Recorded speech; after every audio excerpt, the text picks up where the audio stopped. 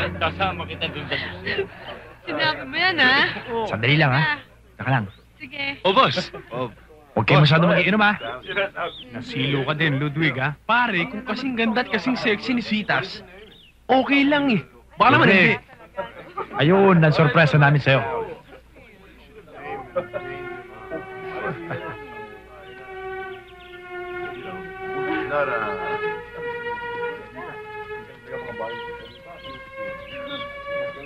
Sandali lang, tol, ha?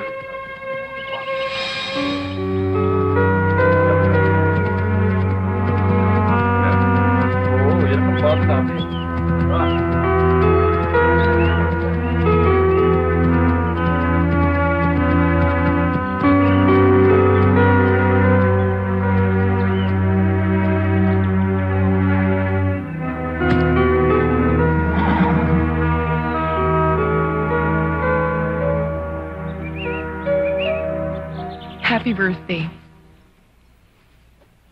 Ludwig, yan ang regalo namin sa'yo sa birthday mo at sa pagpapaalam mo sa pagkabinata.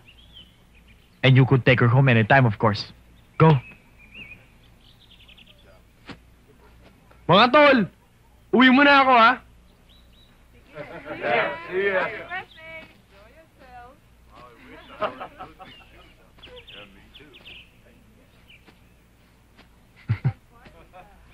Okay ba?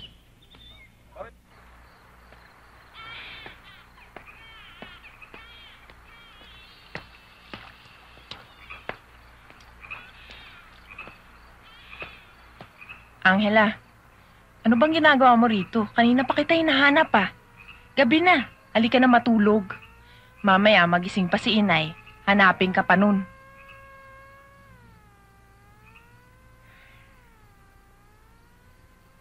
Ate Flor, salamat sa pagkupkup mo sa akin. Nahihiya na nga ako sa'yo, eh. At si inay baka... Ay, tumigil ka nga dyan. Mabuti nga nandito ka, eh. Sumaya si inay. Basta, habang hindi ko pa nahanap si Anita, eh, magpanggap ka munang siya. Akong bahala sa'yo. Wala na kasi ako mapupuntahan talaga, eh. Hindi na ako maaaring umuwi sa amin. Patay ng ina Ititay. Yung kapatid naman ni na Itay na nakatira dito sa Maynila. Patay na rin pala. Pinalayas ako ng asawa niya.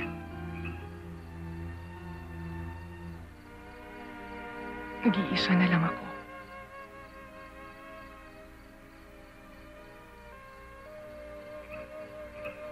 Walang tatakbuhan. Wala akong kahit kapatid man lang na tutulong sa akin. Yun lang pala, eh. Ako. Ako ng kapatid mo. Si inay, siya na rin ang nanay mo. Basta ikaw si Anita. Napansin ko nga, pinutol mo yung buhok mo, eh. Bagay sa'yo.